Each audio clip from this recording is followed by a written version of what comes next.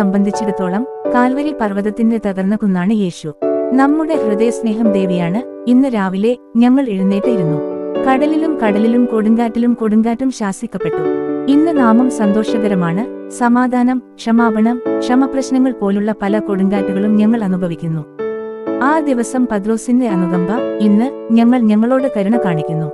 കടലിൽ കുടുങ്ങുന്ന ഞങ്ങളുടെ തിരുമം മറക്കരുത്. ഞങ്ങളോട് മുറിവേറ്റ് നിങ്ങളുടെ കൈകൊണ്ട് നിങ്ങൾ ഞങ്ങളെ വഹിക്കും. നിങ്ങളുടെ പ്രിയപ്പെട്ട ശിഷ്യന്മാരെ വലതുവശത്തേക്ക് നോക്കാൻ ഉപദേശിച്ച ദേവതയാണ്. ഞങ്ങൾക്ക് എല്ലാ ദിവസവും നിങ്ങളുടെ വാഗ്ദാനങ്ങൾ ഉപദേശം നൽകുന്നു.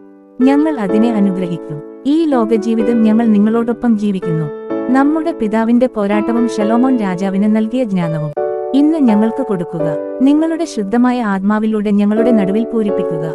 നിങ്ങളുടെ ജീവിതത്തിലൂടെ സമാധാനവും നിലകൊള്ളുന്നു നൽകിയത് ഞങ്ങൾ നിങ്ങൾക്ക് നന്ദി പറയുന്നു. ഞങ്ങളുടെ കഷ്ടപ്പാടുകൾ, ദുരിതങ്ങൾ, വേദന, പരിശോധനകൾ എന്നിവ ഞങ്ങൾ മാറ്റും.